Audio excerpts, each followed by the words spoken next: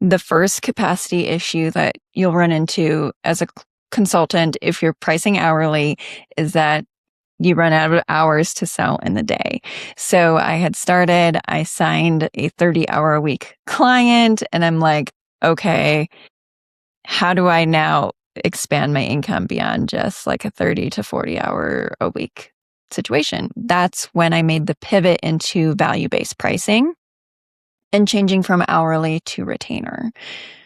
Once I did that, I needed to do a little exploration about like, how does a retainer look? How does it work in practice? I originally had my fractional retainers priced at $5,000, where I said I'd come in, I'd run your whole team, do your whole marketing strategy.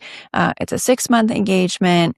And as soon as I pitched that to a founder, the look on his face told me that was way too low to be priced at for that kind of work. And I lost that call, or like I lost that business.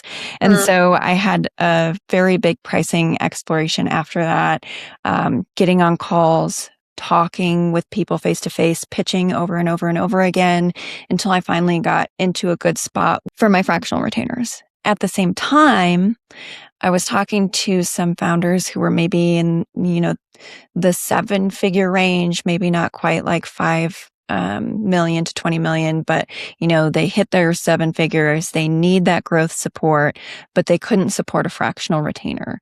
And so that's where I introduced my advisory package. It was informed by the conversations that I was already having, where people really liked what support I could provide, but they couldn't opt into the full service package.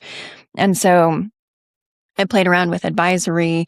I got to a point where I have an option where you can meet with me weekly, or I will meet with one of your team members weekly and advise on growth strategy.